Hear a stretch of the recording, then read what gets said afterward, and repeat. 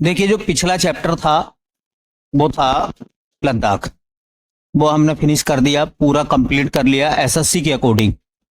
जो हमारे ऑनलाइन बच्चे पढ़ते हैं उन्हें केवल वीडियो देखनी है, जो जाती हैं क्लास है उनको केवल यही काम करना है। बाकी पीडीएफ जो है उनको मोबाइल एप्लीकेशन पर पूरी मिल जाएगी, तो उन्हें नोट्स बनाने की जरूरत नहीं है। जो बच्चे ऑनलाइन हैं या ऑनलाइन पढ़ते हैं तो वो क्लास देखें, क्लास को समझें, और उसके बाद में जो पढ़ाया गया है बोर्ड पर वही सेम टू सेम जो है वो पीडीएफ के रूप में एप्लीकेशन पर मौजूद मिलेगा उनको। लेकिन मिलेगा तभी जब चैप्टर खत्म हो जाएगा। अब जैसे लद्दाख का चैप्टर हम लोगों ने खत्म कर लिया है, तो अब लद्दाख का एक टेस्ट कराएंगे पहले, ठीक है, और उस टेस्ट के साथ साथ ही उसकी पीडीएफ भी एप्लीकेशन पर पहुंच जाएगी। तो जितना लिखा है आप लोगों ने, ठीक है, जो ऑफलाइन पढ़ते हैं, लेकिन जो ऑनलाइन पढ़ते हैं वो भी लिखने की कोशिश करते हैं।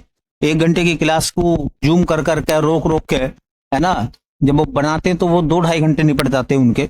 अब उन्हें ऐसा नहीं करना होगा, उसके लिए हम उनको पीडीएफ देंगे। तो क्लास से वो समझ लें, 1 बार 2 बार 3 बार देख लें, और उसके बाद जो है वो नोट्स ना बनाएं, क्योंकि वो जो यहाँ लिखा गया वही तो उतारेंगे वो नोट्स आपको पीडीएफ के रूप में मिल जाएगा एप्लीकेशन पर, ठीक है। तो नए स्टेट की हम कहानी आज स्टार्ट कर रहे हैं, और हमारा दूसरा स्टेट है वो है जम्मू कश्मीर। जम्मू कश्मीर, जम्मू कश्मीर स्टेट की हम लोग बात कर रहे हैं, और इस स्टेप की शुरुआत हम लोग जो है वो एक बेहतर स्टेप से करेंगे, क्योंकि कश्मीर का इतिहास जो है वहां से कई बार एसएससी ने सवाल पूछे हैं। कश्मीर का इतिहास मतलब जम्मू कश्मीर का इतिहास, ठीक है। अब आप कहोगे कि भैया आपने लद्दाख का इतिहास तो कराया ही नहीं। एक्चुअल में हमारा काम यह नहीं है कि हम पूरा इतिहास देखेंगे। हम लोग ये देख रहे हैं कि जो एसएससी है, जो उसका मेन सिलेबस है, जहां से वो ज्यादा बार क्वेश्चन पूछी है, हम इतिहास भी उन्हीं जगहों का पढ़ेंगे, ठीक है। तो हमें कंप्लीट इतिहास नहीं पढ़ना है, हमें कश्मीर का इतिहास पढ़ना है। लद्दाख का हमने नहीं पढ़ा, लद्दाख का कल्चर पढ़ा हमने, कल्चर जम्मू कश्मीर का भी पढ़ेंगे हम लोग। लेकिन इससे पहले नजर मारते हैं लद्दाख की, जम्मू कश्मीर के इतिहास की तरफ। और इतिहास जम्मू कश्मीर का हम लोग स्टार्ट करेंगे जब से सिविलाइजेशन से पहले पाषाण काल था, पाषाण काल से लेकर 2024 तक। और इसी इतिहास में इसी इतिहास वाले हिस्से में हम लोग बात कर लेंगे जम्मू कश्मीर की पॉलिटिकल स्थिति की। जम्मू कश्मीर की राजनीतिक व्यवस्था क्या है, राजनीतिक पार्ट बनाते हैं ना हम, इसी पार्ट के आखिर में एक हेडिंग के माध्यम से हम ये बात भी समझ लेंगे कि लद्दाख से अलग होने के बाद में जम्मू कश्मीर जब अलग हुआ 2019 में, तो उसकी अब रियल पोजीशन क्या है, ठीक है। तो एक बिंदु को हम लोग स्पर्श करते हुए चलेंगे, और हमारा पहला हेडिंग रहेगा कश्मीर का इतिहास या जम्मू कश्मीर का इतिहास। तो पहला हम अपनी कहानी को स्टार्ट कर रहे हैं कश्मीर के इतिहास से। कश्मीर का इतिहास, अच्छा देखो, इतिहास के भी आपने कई सारे हिस्से देखे होंगे। आपने नाम सुना होगा प्राचीन इतिहास, मध्यकालीन इतिहास, आधुनिक इतिहास और आजादी के बाद का इतिहास। एक है स्वतंत्रता के बाद की हिस्ट्री, ठीक है। तो हम पाषाण काल के दौर से शुरुआत कर रहे हैं, जब दुनिया में पहली बार इंसान का उद्भव हुआ तो कश्मीर में भी लोग रहते थे, और वो कश्मीर की जगह थी, वो कश्मीर का एरिया था जहां लोग रहते थे, वो था बुर्ज होम। तो शुरुआत कर रहे हैं जम्मू कश्मीर के बुर्ज होम से। जम्मू कश्मीर का बुर्ज होम, अब देखो बहुत सारे बच्चे कहते हैं कि भैया ये तो जम्मू कश्मीर स्टेट है, और मैं कहता हूं हम लोग स्टेट नहीं पढ़ रहे हैं। हम जम्मू कश्मीर अगर पढ़ेंगे तो जम्मू कश्मीर का टोटल विविध, उसका ऐतिहासिक, उसका पॉलिटिकल, उसका ज्योग्राफिकल, उसका कल्चरल, उसका एजुकेशनल, ये सब हम लोग जो है कवर करेंगे इसी में, ठीक है, विविध कवर करेंगे। तो देखिए जम्मू कश्मीर का पहला स्थल हम पढ़ रहे हैं बुर्ज होम। पहला सवाल यही है कि बुर्ज-होम किस राज्य में है? तो बुर्ज-होम कहां है? जम्मू कश्मीर में। ये जो पीछे बच्चे बातचीत कर रहे हैं वो ना करें बेटा। जम्मू कश्मीर में बुर्ज-होम है। पहला सवाल, बुर्ज-होम कहां है? जम्मू कश्मीर में। अच्छा, जम्मू कश्मीर में तो बुर्ज-होम है, ये मान गए। ये किस काल का है? ये किस काल का है? तो काल है नवपाषाण काल। नवपाषाण काल। बुर्ज-होम किस काल का है? नवपाषाण काल का। सबसे पहले क्या था? पुरापाषाण काल। उसके बाद में क्या आया? मध्य पाषाण काल। उसके बाद क्या आया? नवपाषाण काल। और पाषाण काल वो समय है जब इंसान पत्थरों में रहता था, पत्थरों की गुफाओं में, पत्थरों के औजार बनाए, पत्थरों के हथियार बनाए, पत्थरों के उपकरण बनाए। उसका पूरा का पूरा जीवन ही पत्थरों पर डिपेंड था।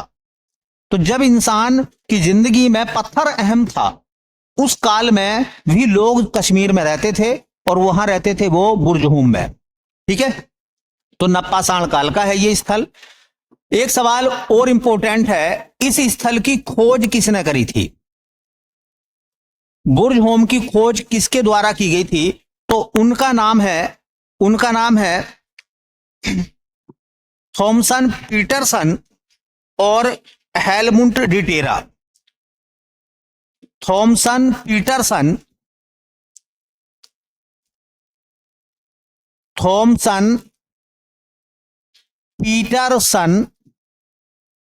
और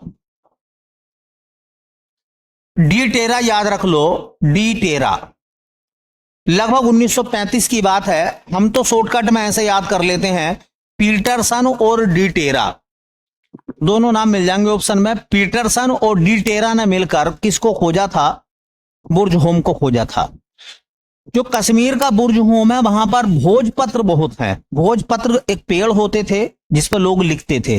एक जमाना था जब कागज नहीं था, तो लोग ताम्र पत्र पर लिखते थे, तांबे की पतली सी चादर पर।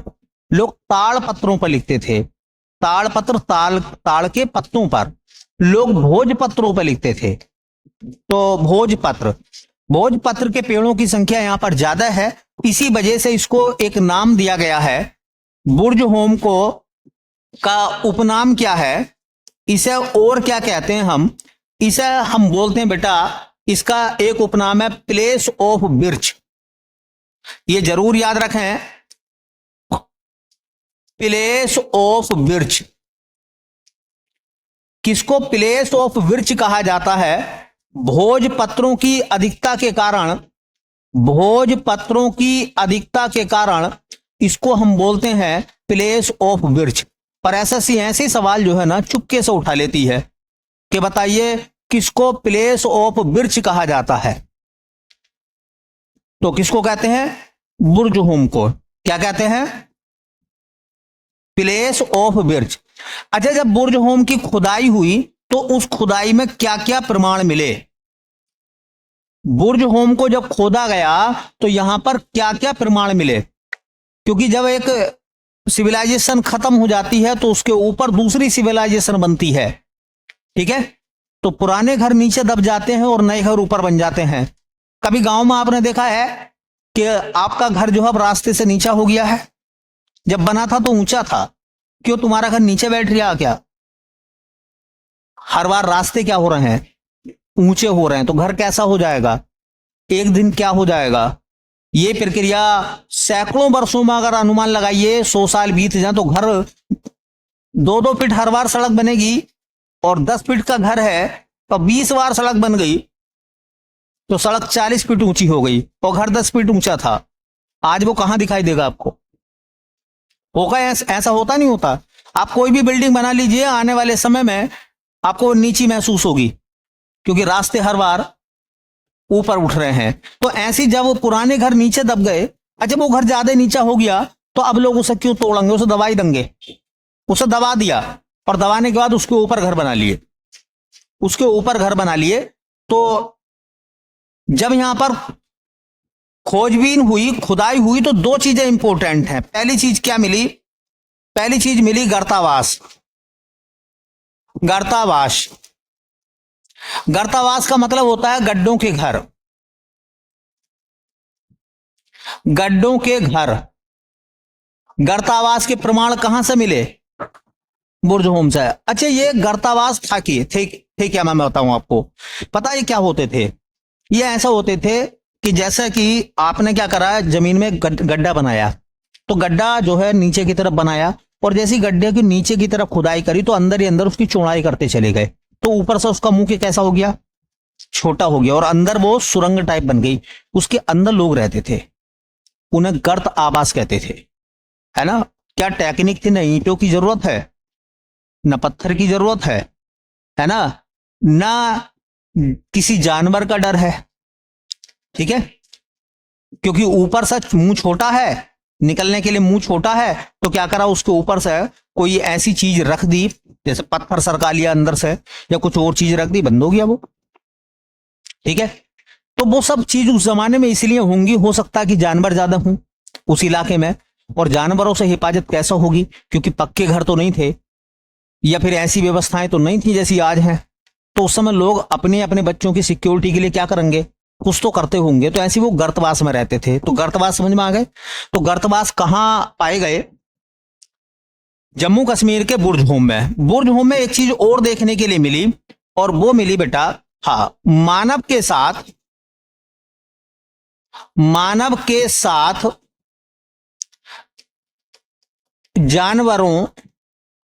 जानवरों में खास तरीके से कुत्ता,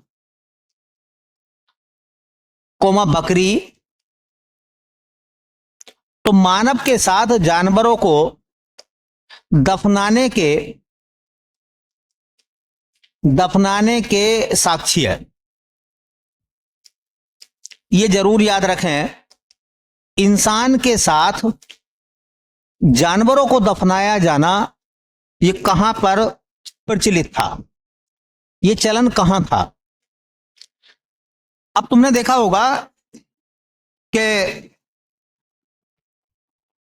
जो इंसान है ना, उसे ऐसा लगता है कि जो प्राकृतिक या भौतिक वस्तुएं इस जगत में काम आती हैं, वो मरने के बाद भी काम आती होंगी।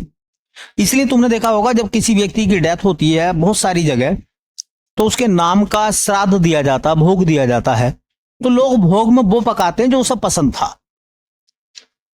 वो जो उसे पसंद था, जैसे कि खीर खाता था, ठीक है, तो उनका वो खीर खाते थे, बहुत चाव के साथ खाते थे, खीर पसंद है, आज उनका भोग लगेगा तो खीर बनाई जाए, ठीक है।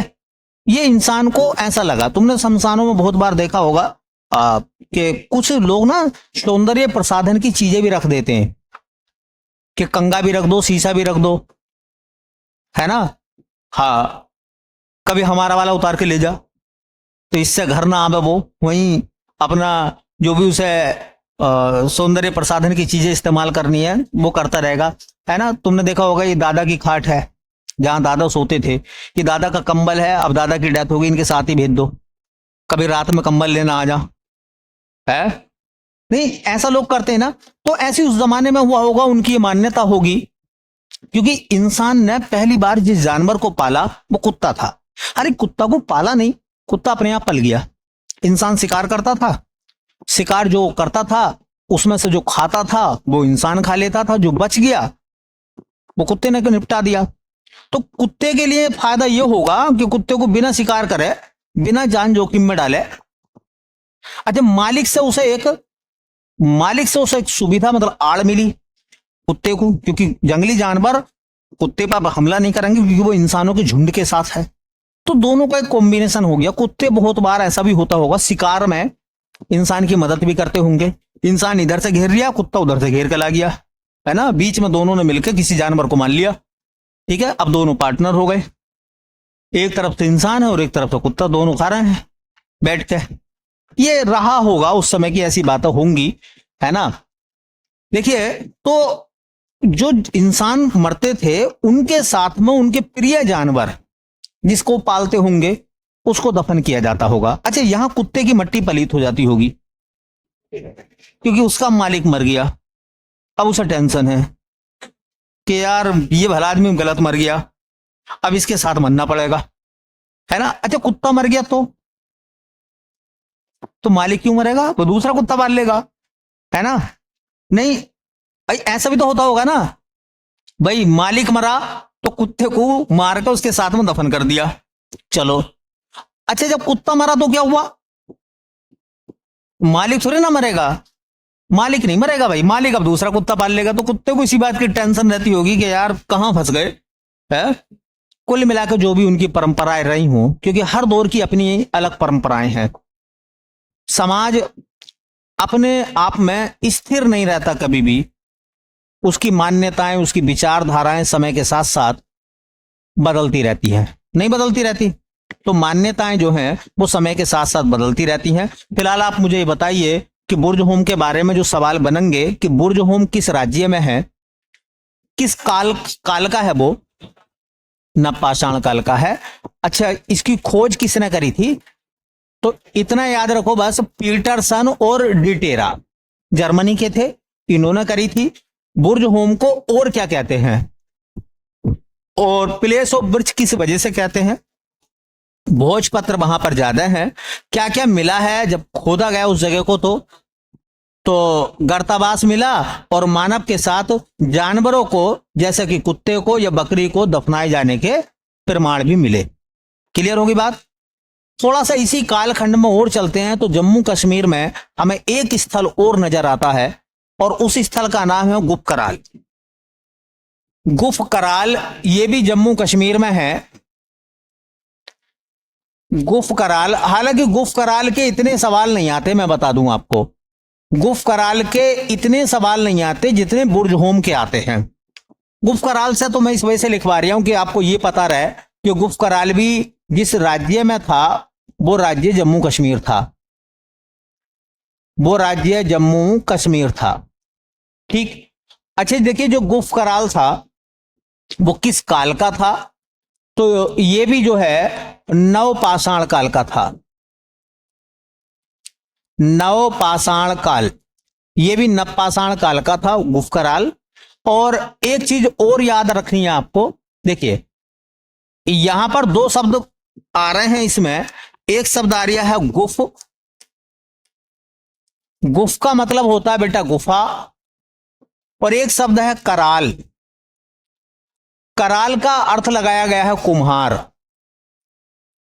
तो इन दोनों को मिलाकर अगर मैं एक जगह लिखूं तो कुम्हार की गुफा, इसका मतलब यह कि इस जमाने में मिट्टी के जो बर्तन है यहां पर वो ज्यादा देखे गए हैं।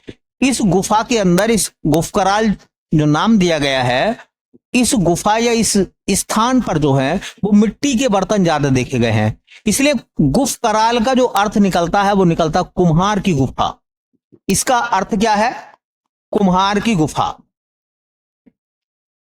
गुफ कराल का अर्थ कुम्हार की गुफा। अच्छा देखो, इसका मतलब भाई कुम्हार का काम होता है मिट्टी के बर्तन बनाना, इसका मतलब यहां उस जमाने में मिट्टी के बर्तन बने होंगे, क्योंकि पहिए का आविष्कार हो चुका था और पहिए से चाक बना होगा, ठीक है। तो हाथ से, चाक से मिट्टी के बर्तन बनाए गए होंगे, वो ज्यादातर देखने के लिए यहां पर मिले होंगे। तो मैं ज्यादा लीपा पोती यहां से करनी नहीं है कुछ भी, बस इतना याद रखना है कि गुफ कराल जम्मू कश्मीर में है, ठीक है। और किस काल का है? नवपाषाण काल का। तो वहां से हम लोगों ने बात स्टार्ट करी है कश्मीर की, जहां से इंसान की शुरुआत है। इतिहास में जहां से इंसान की शुरुआत के प्रमाण मिले हैं, वहां से हमने अपनी जर्नी कश्मीर की स्टार्ट कर दी है।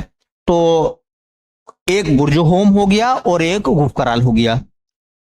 देखिए, पाषाण काल के खत्म होने के बाद इतिहास में दूसरा कालखंड आता है, उसको हम कहते हैं सिंधु घाटी की सभ्यता। कहते हैं नहीं कहते? Indus valley civilisation. सिंधु घाटी की सभ्यता जब आई भारत में, तो कश्मीर में कोई स्थान या स्थल पाया गया? इंडस वैली सिविलाइजेशन का क्या कोई स्थल कश्मीर में था? ठीक है। तो आपने एक नाम सुना होगा, मांडा। सुना नाम? मांडा जम्मू कश्मीर में है, चिनाब नदी के किनारे पर है। किस काल का है वो?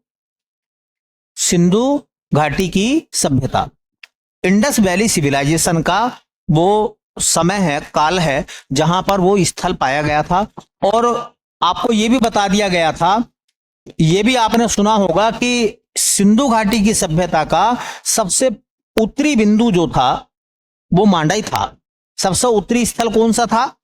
मांडा। तो हम बात कर रहे हैं, हम आ गए हैं हम अगले कालखंड में इतिहास के, और उसका नाम है इंडस वैली सिविलाइजेशन। और इंडस वैली सिविलाइजेशन का एक स्थल है जम्मू कश्मीर में जिसका नाम है मांडा। अक्सर कभी कभी पूछ लेते हैं कि मांडा किस काल का है, तो बच्चे ना पाषाण काल लगा देते हैं, जो कि गलत आंसर है। वो सिंधु घाटी की सभ्यता का है, हड़प्पा सभ्यता का है, हड़प्पा काल का है मतलब वो। तो मांडा जो है वो किस राज्य में बेटा? तो मांडा जम्मू कश्मीर में है। मांडा जम्मू कश्मीर में है। अच्छा, मांडा किस नदी के किनारे पर था? तो यह आपने पढ़ा होगा, देखो चिनाब नदी के किनारे पर था। अच्छा, मांडा की खोज किसने करी थी? तो उनका नाम है जेपी जोशी। जेपी जोशी ने मांडा को खोजा था। लगभग बात है 1976-77 की।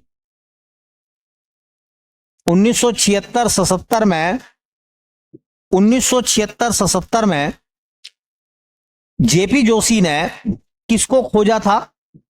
मांडा को। अच्छा, मांडा किस काल का है? क्या पाषाण काल का है? तो मांडा का काल क्या है? हड़प्पा काल। भाई, या तो हड़प्पा सभ्यता कह दो, सिंधु घाटी की सभ्यता को हड़प्पा सभ्यता भी तो कहते हैं। सिंधु घाटी की सभ्यता को क्या कहते हैं हम? हड़प्पा सभ्यता। इंडस वैली सिविलाइजेशन का पहला स्थल जो खोजा गया था वो हड़प्पा था, इसी वजह से उसको हड़प्पा सभ्यता भी कहते हैं, ये सिंधु घाटी की सभ्यता भी कहते हैं। इंपॉर्टेंट बात क्या है? इंपॉर्टेंट बात यह है बेटा कि यह सिंधु सभ्यता का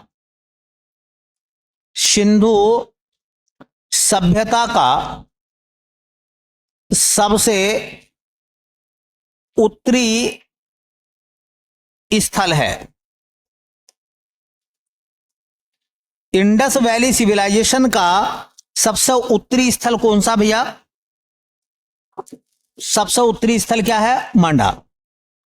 अच्छा, कभी कभी ऐसा आता है कि सिंधु घाटी की सभ्यता का सबसे पूर्वी स्थल आलमगीरपुर, बोलो, है ना। सबसे पश्चिमी स्थल सुतका गेंडोर, दास नदी के किनारे पर। सबसे दक्षिणी स्थल दैमाबाद, महाराष्ट्र का दैमाबाद। तो ऐसा ना, जो स्थल जहां आता चला जाएगा, हम उसी राज्य में उसकी बात कर लेंगे। जब चारों हो जाएंगे तो एक जगह पूछ लेंगे आपसे, या एक ही जगह लिख देंगे बाद में। फिलहाल कश्मीर की बात कर रहे हैं, तो हमने कश्मीर का वो स्थल पढ़ा जो इंडस वैली सिविलाइजेशन के अंतर्गत था। अच्छा देखो, सिंधु घाटी की सभ्यता के खत्म होने के बाद आर्य सभ्यता आई, जिसको वैदिक काल कहते हैं। इतिहास इसी क्रम में तो है भाई। सिंधु घाटी की सभ्यता के बाद में कौन सा समय आया? तो वो समय आया वैदिक काल का। वैदिक काल के दो हिस्से थे, जिनमें से एक हिस्सा जो है ऋग्वेदिक काल माना गया और एक को हमने उत्तर वैदिक काल कहा। इसके बाद में आगे चलते हैं तो ऋग्वेद में जन थे। क्या थे? जन। उत्तर वैदिक काल में वो जनपद बन गए, और 6वीं-6ठी शताब्दी ईसा पूर्व में वो महाजनपद बन गए। तो 16 महाजनपद थे, और 16 महाजनपदों में से कोई भी महाजनपद कश्मीर में नहीं था। 8 महाजनपद तो हमारे यहां थे यूपी में, 16 में से 2 महाजनपद पाकिस्तान में थे। कितने हो गए? 10। एक दक्षिण भारत में था, असमक, 11। एक राजस्थान में था, मत्स्य, 12। एक आपका आता है मध्य प्रदेश में, 13, और 3 थे बिहार में, जिनमें मगध भी शामिल था। तो कोई भी महाजनपद जो है वो कश्मीर में नहीं था। इसलिए महाजनपद काल में कश्मीर की कोई कहानी हमें देखने के लिए नहीं मिलती है। महाजनपद काल के बाद में हम आगे गए तो पहला राजवंश भारत में बना, उसका नाम था मौर्य वंश। और मौर्य वंश का पहला राजा हुआ चंद्रगुप्त मौर्य। उसके बाद उसका बेटा हुआ जिसका नाम था बिंदुसार, और उसके बाद में उसका बेटा हुआ अशोक।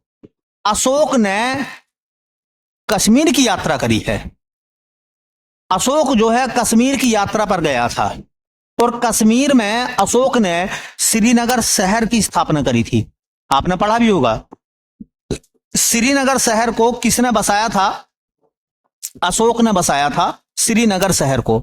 और श्रीनगर जो है वो झेलम नदी के किनारे पर है या डल झील के किनारे पर है। तो एक नदी है, वैसे तो नदी जो है पढ़ाऊंगा मैं अभी, एक नदी है झेलम, वो डल झील में चली जाती है और उसके बाद वो आगे झेलम के नाम से बाहर हो जाती है।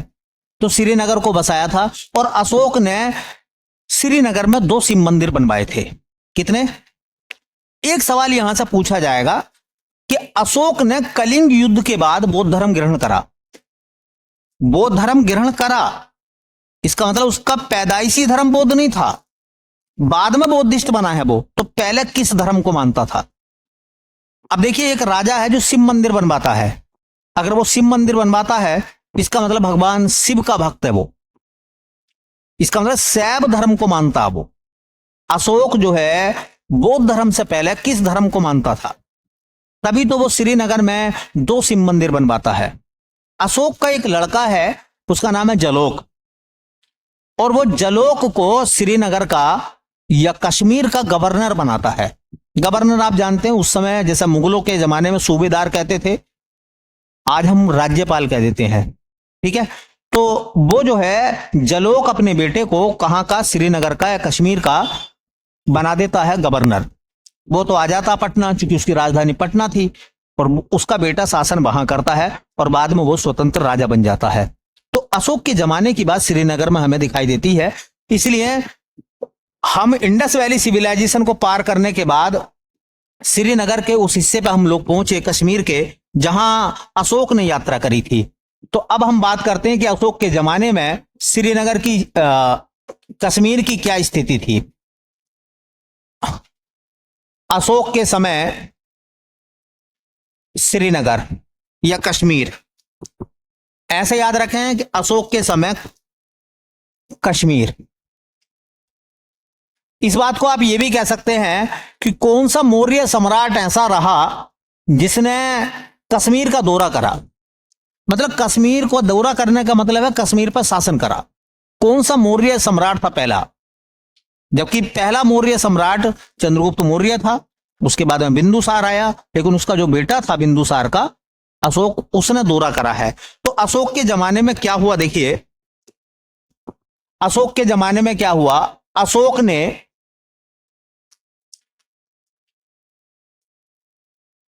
ने श्रीनगर शहर की स्थापना की। अशोक ने श्रीनगर शहर की स्थापना की। तो श्रीनगर शहर को किसने बसाया? अशोक ने बसाया। दूसरा सवाल याद रखेंगे, ये जो श्रीनगर है, जिसको हम श्रीनगर, हालांकि हम श्रीनगर के बारे में बाद में पढ़ेंगे कि श्रीनगर में क्या क्या चीजें हैं, श्रीनगर में कौन कौन सी ऐतिहासिक चीजें हैं देखने लायक, या जिनसे सवाल बनेंगे। ये जो श्रीनगर है, ये श्रीनगर किस झील के किनारे पर है? तो झील का नाम तो हो जाएगा डल। ये श्रीनगर किस नदी के किनारे पर है?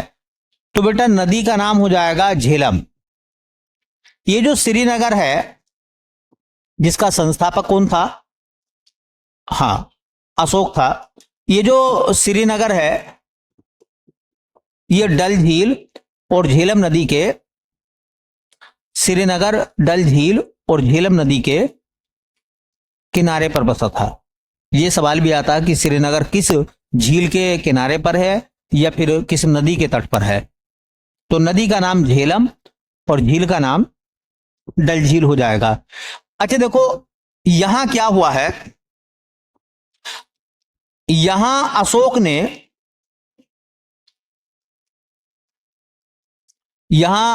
ने 2 शिव मंदिर बनवाए।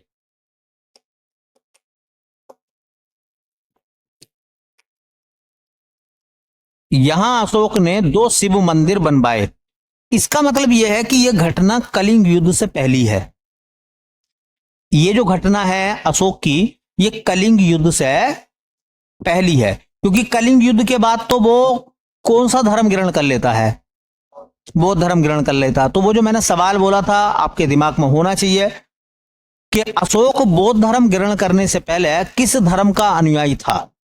शैव धर्म का, क्योंकि ये प्रमाण मिलता है कि उसने 2 शिव मंदिर बनवाए थे।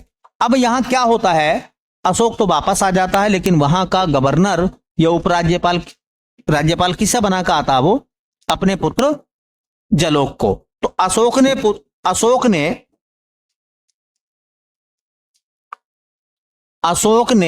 अपने पुत्र जलोक को यहां का राज्यपाल बनाया। राज्यपाल मतलब गवर्नर। मुगलों में यही राज्यपाल जो है वो बन जाएगा सूबेदार। उसे सूबेदार बोलेंगे, फिर सूबे का मालिक। यही कहानी थोड़ी सी और आगे बढ़ी और आपको पता होगा बौद्ध धर्म के खत्म होने के समांतर उसी समय तकरीबन एक भारत पर अटैक हुआ था। वो अटैक हुआ था सिकंदर का। तो सिकंदर ने के बारे में आपने सुना होगा कि सिकंदर और राजा पोरस के बीच में एक युद्ध हुआ था। वो युद्ध झेलम नदी के किनारे पर हुआ था, जिसे बितिस्ता का युद्ध भी कहते हैं। क्या कहते हैं? बितिस्ता का युद्ध। इसका मतलब यह है कि यह घटना अशोक के शासनकाल के बाद की है। ठीक है, अशोक के शासनकाल के बाद की घटना है ये। तो कश्मीर की तरफ हम लोग चल रहे हैं, तो हम देख रहे हैं एक घटना और हमारी जहन में आती है, और वो घटना है सिकंदर का आक्रमण। वो घटना है सिकंदर का आक्रमण। सिकंदर का आक्रमण। देखो हुआ क्या, मैं थोड़ा सा बताऊं। एक सवाल यहां से पूछा गया है और आप भी उसके लिए तैयार रहें। एक नदी ना ऐसे बहेगी, मैं नदियों का जाल बनवाऊंगा बाद में, और एक नदी तकरीबन ऐसे जाएगी और एक नदी यूं करके आके मिल जाएगी। ये जो नदी है पहली वाली, इस नदी का तो नाम है बेटा सिंधु। और ये जो नदी बनाई है मैंने, ये नदी है झेलम। और ये जो नदी मैंने बनाई है, ये नदी है चिनाव। अभी 3 ही नदी बनाई है, ज्यादा हमें अभी बाद में ग्राफ बनाएंगे। नदी नहीं पढ़ रहे हैं, इतिहास पढ़ रहे हैं, इसलिए 3 नदियों से काम चल जाएगा। सिकंदर इधर से आया था, इस रास्ते से सिकंदर आया था अपनी सेना को लेकर। तो जो आक्रमणकारी था उसका नाम सिकंदर था, वो ऐसा आया था।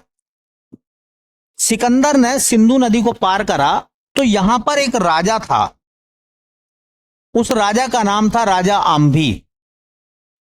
क्या नाम था? और इस राजा आम्भी ने सिकंदर की अधीनता स्वीकार करी। सिकंदर की अधीनता स्वीकार की।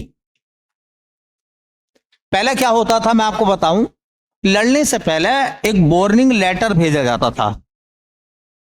मतलब लड़ने से पहले ऐसा नहीं कि आक्रमणकारी आ गए तो बस आकर आपसे लिपट ही जाएंगे, मारपीट कर लगेंगे। ये बदतमीजी नहीं चलेगी भाई। देखो बदतमीजी ऐसे नहीं कि लड़ाई हो रही तो लिपट गए। अब आज की लड़ाई देखो, आज की लड़ाई देखो, 2 आदमियों में लड़ाई हो रही है, उसके कुत्ते की टांग तोड़ दी। अब कुत्ता कह रहा है भाई कुत्ते मेरी गलती थोड़ी थी, मेरे मालिक की गलती थी, है मेरी टांग क्यों तोड़ दी तूने? भाई कुत्ते का मतलब ही क्या था? लेकिन नहीं, अरे लड़ाई हो रही है तो बूढ़ी अम्मा बैठी है, दादी बैठी है, जो 2-4 दिन बाद मर जाएगी, उसके 2 लट्ठ मार दिए। दादी को मारी है उसकी। अरे दादी तो बेचारी 2 दिन बाद वैसी मर जाती बाबले, है? अबे लड़ाई के सलीके रखो। उस जमाने में लड़ाई के सलीके हुआ करते थे। महाभारत का युद्ध आपने सुना होगा, और यह तय था कि महाभारत का युद्ध 18 दिन तक हुआ। सुबह 10 बजे लड़ाई शुरू होती थी, खा पी कांगे घर से, मर गए तो क्या होगा, है ना? तो सुबह उठे, मॉर्निंग में घूमने निकल गए, पक्ष भी मिल लिया, विपक्ष भी मिल लिया, बातचीत कर रहे हैं। उससे लड़ाई लड़ाई की जगह है, जीवन जीवन की जगह है। और उसके बाद में कैंपों में आए, खाना खाया और रेडी हो गए। दोनों सेनाएं आ गई। सुबह 10 बज गए, अनाउंस शुरू हो गया, शंख बज गए, दोनों तरफ से नगाड़े बज गए और लड़ पड़े। सूरज छिपने से पहले पहले लड़ाई होगी, सूर्यास्त के बाद कोई लड़ाई नहीं होगी। अब एक आदमी जो है वो तलवार यहां आ गई, अरे देख देख बाबले, हम देख सूरज दिखाई दे रहा तुझे, है?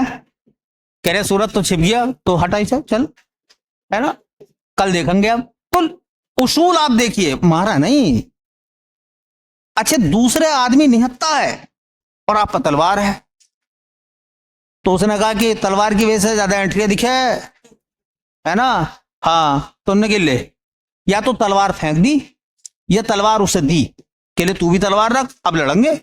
मतलब मुकाबले बराबरी के थे और जंगें तो हुई हैं, लेकिन उन जंगों में इस बात का ख्याल रखा जाता था, अगर कोई नतमस्तक हो गया तो मारा नहीं जाएगा। मतलब अगर कोई आदमी पैरों में गिर गया, गिड़गिड़ाने लगा, तो अब नहीं मारा जाएगा, चाहे वो कितने बड़ा दुश्मन क्यों ना था, उसे माफी भी दी जाएगी।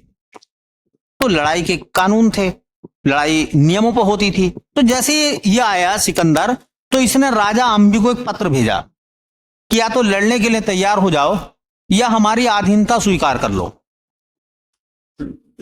तो इन्होंने जो है जवाब दिया कि साहब हमारे बस की बात नहीं है, आपकी बड़ी फौज है, लाखों के सैनिक हैं, हम आपसे कहां टकराएंगे, बस हमें माफ करो और जो आप चाहते हो वो आप कर लीजिए, वो जो लूटना हो, कुछ भी खरीद लेना हो, वो आप जाने, आप हम आपके दास बन गए, मतलब अब ये हिस्सा तुम्हारा हो गया।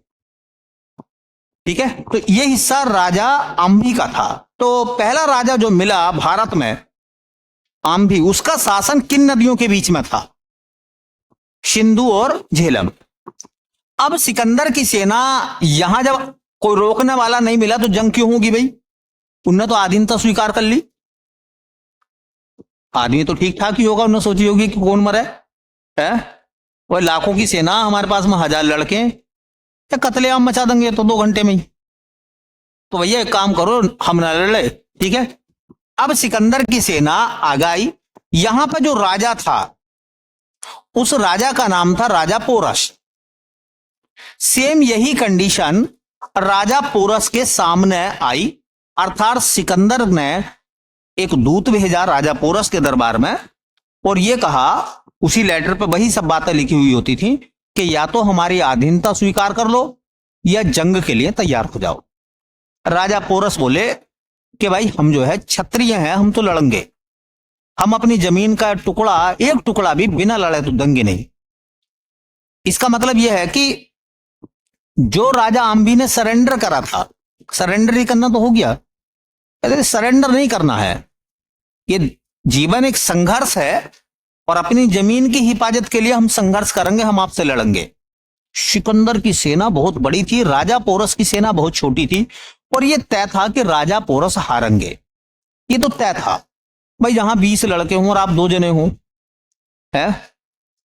हाँ, तो आप में पता होगा कि 20 जने तो दुबले पतले भी बहुत होते हैं और आप 2 जने हो, लेकिन फिर भी आप कह रहे हो कि ऐसा तो कब्जा नहीं देंगे, हम अपनी आत्मरक्षा करेंगे और लड़ेंगे। युद्ध शुरू हुआ झेलम नदी के किनारे पर। देखो, एक सवाल तो याद रखना कि राजा पोरस जो है, उनका शासन किन किन नदियों के बीच में है। अब मैं लिखवाऊंगा नहीं इस बात को, यह बात लिखवाने की नहीं है, यह चित्र में आपके सामने बात आ गई है कि झेलम और चिनाब के बीच में किसका शासन था। और यही सवाल एसएससी ने मालूम करा। भाई देखो, कल को मेरी गलती बताओ, ये तुम जानो। राजा पोरस का शासन किन नदियों के बीच में था? झेलम और चिनाब। राजा पोरस जो थे, उनका राज्य किन नदियों के बीच में था? तो झेलम और चिनाब। अब देखो, सिकंदर इधर से आ रहा तो झेलम पे तो रोकेंगे राजा पोरस, यह रोकेंगे चिनाब पे, चिनाब पे तो घर में आ जाएगा वो, तो वहीं रोकेंगे। इसका मतलब इन दोनों के बीच में लड़ाई हुई झेलम के मैदान में, झेलम के मैदान में, और झेलम नदी का वैदिक नाम है बितिस्ता। तो ये जो युद्ध हुआ, इस युद्ध को नाम दिया जाता है झेलम का युद्ध। इसे नाम दिया जाता है झेलम का युद्ध। अगर यह नाम ना हो तो इसी को कहते हैं बितिस्ता का युद्ध, बितिस्ता का युद्ध। और अगर यह भी नाम ना हो तो इसको कहते हैं हाइडे स्पीच का युद्ध, हाइडे स्पीच का युद्ध, हाइडे स्पीच का युद्ध। ये तीनों नाम सेम है बेटा, कुछ भी आ जा। तो पहला सवाल यह है कि ये जो युद्ध हुआ था, झेलम का युद्ध, बितिस्ता का युद्ध या हाइडे स्पीच का युद्ध, ये किस किस के बीच में हुआ था? तो एक तरफ अलेक्जेंड्रिया, अलेक्जेंड्रिया मतलब सिकंदर, और एक तरफ राजा कौन थे? पोरस, राजा पोरस। अच्छा, एक सवाल और पूछा है कि जो राजा पोरस थे वो किस वंश के थे? तो उनके वंश का नाम था पौरव।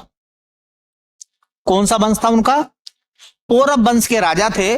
और उनका शासन किन किन नदियों के बीच में था? झेलम और चिनाब। राजा पोरस का शासन किन नदियों के बीच में था? अच्छा देखो, यह युद्ध किस समय पर हुआ है? यह युद्ध हुआ है 326 बीसी में। 326 बीसी का मतलब होता है ईसा मसीह के जन्म से 326 साल पहले। अच्छा, यह तो तय था कि कौन जीतेगा? सिकंदर, क्योंकि उसकी बड़ी सेना है। और किसकी हार हुई? राजा पोरस की। अब राजा पोरस जो थे इस युद्ध को हार गए। अब सवाल वहीं से शुरू होता है कि जब पत्र भेजा गया, दूत भेजा गया राजा पोरस के दरबार में, और कहा सिकंदर ने कि या तो लड़ने के लिए तैयार हो जाओ, और अगर नहीं लड़ना चाहते हो तो हमारी अधीनता स्वीकार कर लो। राजा पोरस ने कहा कि हम क्षत्रिय हैं, हम अपनी जमीन की हिफाजत करना जानते हैं, जब तक हमारे शरीर में रक्त की एक भी बूंद है हम अपना क्षेत्र या अपनी जमीन 1 इंच भी आपको ऐसा नहीं देंगे। ठीक है? तो उन्होंने कहा ठीक है तैयार हो जाओ। तो उन्होंने कहा कि ठीक है तैयार हो रहे हैं, 10 दिन का समय दो हमें। युद्ध का समय भी मिलता था, ऐसे नहीं वो पार्टी करी हम तो आज ही लड़ेंगे, है ना, हमें तो शादी में जाना है दोपहर से, है ठीक है, आज ही लड़ेंगे, बच गए तो चले जाएंगे, नहीं बचे तो मर जाएंगे। तो कहते पहले शादी करिए, जा दावत उवत खाइया। तो मौके मिलते थे। उन्होंने समय मांगा कि हमें थोड़ा समय चाहिए लड़ने के लिए। उन्होंने कहा ठीक है समय मिल जाएगा। झेलम नदी के इस किनारे पर सिकंदर की सेना पड़ी है, टेंट लग गए हैं, और दूसरे किनारे पर इकट्ठा हो रही है राजा पोरस की सेना। कहा जाता है कि 326 बीसी में वो समय आ गया जब दोनों की सेनाएं आमने सामने आई और टकराव शुरू हो गया। सिकंदर की सेना को छोटे से राजा पोरस की सेना से टकराना भारी पड़ गया, क्योंकि जो भी सैनिक था वो अपनी जमीन की हिफाजत के लिए तिल तिल मरना चाहता था। अपनी जमीन की हिफाजत करने के लिए वो अपने रक्त की एक एक बूंद तक कोशिश करना चाहता था। और कहते हैं जब आप इस तरीके की कोशिश करते हैं, जब आप इस तरीके की कोशिश करते हो जिंदगी में कभी आप नहीं हारते, आप हारने के बाद भी जीत जाते हैं, आप हारने के बाद भी जीत जाते हैं। और ये राजा पोरस के या उस साम्राज्य के अंत की कहानी थी कि इसके बाद कुछ नहीं बचेगा, लड़ेंगे हम। लड़ाई शुरू हुई, नतीजे भी आ गए। नतीजे ये आए कि राजा पोरस हार गए, उनके बहुत सारे जवान जो सैनिक थे वो शहीद हो गए, रणभूमि में खेत हो गए, और राजा पोरस को बेड़ियों में बंद कर लिया। बंद करने के बाद में जंजीरों में बांध के सिकंदर गद्दी पे बैठा है, और उसके सामने राजा पोरस को पेश किया जाता है। ठीक है? सिकंदर सोचता होगा कि देखूं बड़ा फड़फड़ा रिया था, है? तो राजा सिकंदर के सामने राजा पोरस को लाया गया। राजा पोरस जख्मी है, जगह जगह से शरीर तलवारों से, बाणों से फटा हुआ है, जंजीरों में आदमी को बांधा गया है, लेकिन आंखें और सर फक्र से ऊपर है कि इस मिट्टी के लिए शहीद होने का मौका मिलेगा आज। एक सैनिक भी तो यही चाहता। हम सब ना डरते हैं इस बात से कि कल क्या होगा, है ना, कोई ऐसा ना हो कि हम जल्दी मर जाएं। मरना सबको ही है। एक जवान जो होता है, सेना का जो जवान होता है, उसके लिए ये बड़े फक्र की बात होती है कि वो उस मिट्टी के लिए शहीद हो रहा है। अच्छा, बचेगा कौन? कोई आदमी ऐसा है जो इस दुनिया से सशरीर हमेशा उपस्थित रहेगा, जिंदा रहेगा? हर आदमी को मरना है, ठीक है। वो अलग बात है कि कुछ वतन पर मर जाते हैं और कुछ वेतन पर मर जाते हैं। मरना सभी को है ना। ज्यादातर वेतन पे ही मरते हैं, है ना। कितना पे स्केल है ना, कौन सी एसी की नौकरी है, तो है ना। और वो आदमी -40 डिग्री में भी खड़ा होगा। आज लद्दाख का तापमान अगर आप देखोगे गूगल पर जाकर, तो आपको बताएगा कि लद्दाख का तापमान कितना है, सियाचिन का तापमान कितना है। और वहां भी हमारे जवान होंगे, नहीं होंगे? तो वो वेतन वाले नहीं है, वो वतन वाले हैं। वो वतन वाले हैं। हमारे तो अगर थोड़ा सा कोहरा और आ जाए तो घिघी बन जाओ, है ना। हाँ, हड्डी एक दूसरे से टकरा के आवाज करने लगे, है ना, कि मर गए, क्या करें। अच्छा, गर्मी ज्यादा लगेगी तो हाय रे और तौबा रे, कुछ तो ऑटोमेटिक बेहोश हो जाते हैं गर्मी में। और आपको पता है जैसलमेर का तापमान कितना रहता, थार मरुस्थल का? वहां भी इतनी मोटी वर्दी पहन के, है ना, और उस तपते हुए रेत में एक मुस्तैद जवान खड़ा रहता, क्योंकि वो वेतन के लिए काम नहीं करता, वो वतन के लिए काम करता। तो राष्ट्रभूमि या राष्ट्रवाद इसी का एक नाम है, इसी का एक शौक है, मतलब लोगों का। राजा पोरस को लाया गया, बांध के लाया गया। सिकंदर ने कहा और बता भाई, है ना, सुकून में है? बहुत फड़फड़ा रिया था। अब बता, अच्छा तू बता, तेरे साथ में क्या सुलूक करें हम, क्या उसूल करें तेरे साथ में, क्या बर्ताव करें तेरे साथ, बता तू। हमने कही कि मान जा, आधीनता स्वीकार कर ले। राजा अम्मी ने कर ली थी, अब देख मरणासन खुद भी है और लोग मरवा दिए तूने। बता तेरे साथ में क्या ऐसा सुलूक करा जाए, मार दें छोड़ दें? उन्होंने कहा कि तू ये सोचता है कि मैं तुझसे अपनी जिंदगी की भीख मांगूंगा? तू ये सोचता है कि मैं तेरे पैरों में गिड़गिड़ाऊंगा? हम क्षत्रिय हैं, नाम के क्षत्रिय नहीं है, हम ईमान के क्षत्रिय हैं। और तुझे लगता है ना कि तू मेरा सरकलम करना चाहता है, तो तू मेरा सरकलम कर दे, मैं उफ तक नहीं बोलूंगा। और तुझे छोड़ना है तो तेरी मर्जी, जो तू चाहता है वैसा व्यवहार मेरे साथ कर, मुझसे मेरी चॉइस मत पूछ। है भाई, एक राजा जैसा दूसरे राजा के साथ व्यवहार करता तो वैसा कर। तुझे लगता कि सरकलम करना उचित है तो काट दे। लेकिन तू सोचता हो कि मैं जख्मी हूं, सब कुछ मेरा बर्बाद हो गया, मैं गिड़गिड़ाऊंगा। हम गिड़गिड़ाने वाले लोग नहीं है।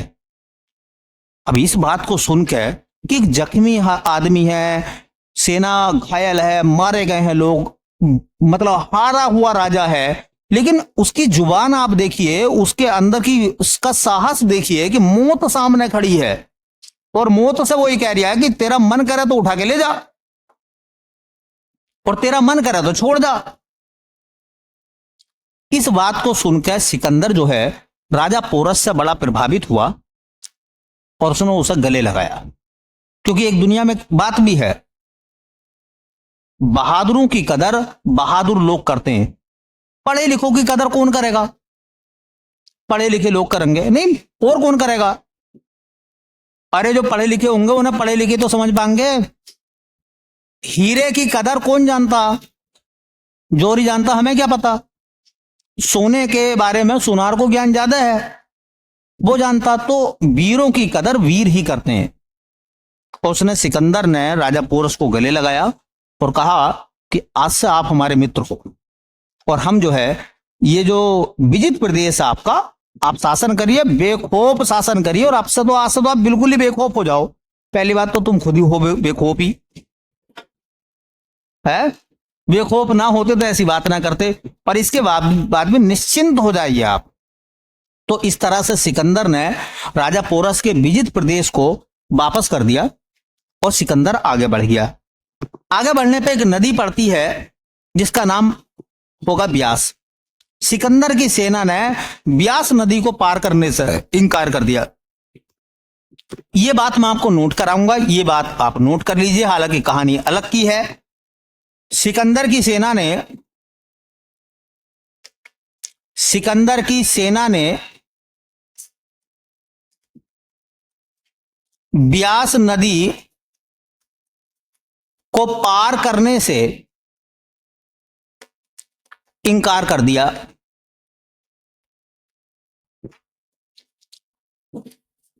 अब डर गए वो कि ये तो पहला पोरस है, पोरस 1 है ना, फिर आएगा पोरस 2 है ना, जैसे पुष्पा 1 पुष्पा 2 है, बाहुबली 1 बाहुबली 2, तो जो 2 3 4 5 मिलेंगे वो तो और भी ज्यादा खतरनाक होंगे।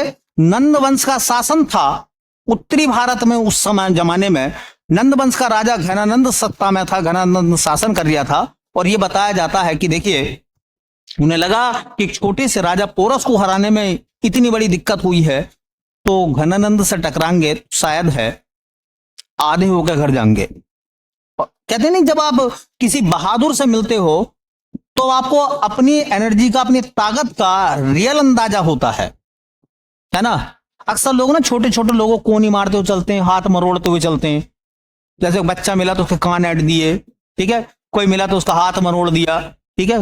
लेकिन जिस दिन वो किसी ऐसे आदमी से मिलता है जो उसके समकक्ष है, तब उसे पता चलता है ना कोनी चल रही है ना हाथ चल लिया है, क्योंकि वो तो जवाब देगा भाई, वो तो जवाब देगा, बराबर की टक्कर का आदमी जवाब देगा।